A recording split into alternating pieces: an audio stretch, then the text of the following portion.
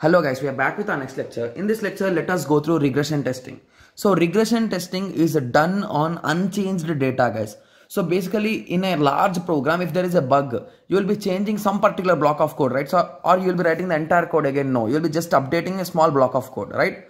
So there are many functions, or if it is a 1000 lines program and each 10 lines is a simple function. So if you changed one function, there are many functions left out, right? So you didn't change anything in them. So you need to check that they are not affected due to this change, right? So that testing is nothing but regression testing, guys. I told you in a simple way. Now let us go through the theoretical part so it will be clear for you.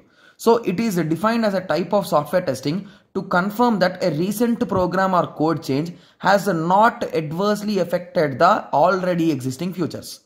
So pre-written code, like already written code, has no effect because has not affected with the changes that you have done. Okay, so unchanged functions means like adding features, deleting features, modifications and fixing defaults. So these are the functions which we are discussing about, guys. Okay, so regression testing can be done in 3 different ways, guys. Unit regression testing, so testing only the changes or modifications done by the developers.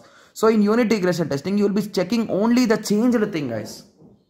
Okay, whereas regional regression testing, so regional, so it's some area, so testing the changed also impacting the areas. So basically each module will have some kind of connection with other modules, guys. So if you change here, you will also change, it is also indirectly changed here. So now you need to compare this all, right? Yes.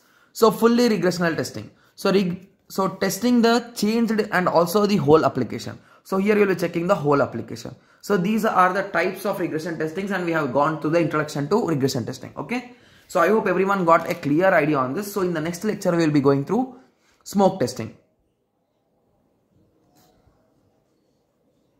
Thank you. Thanks for watching.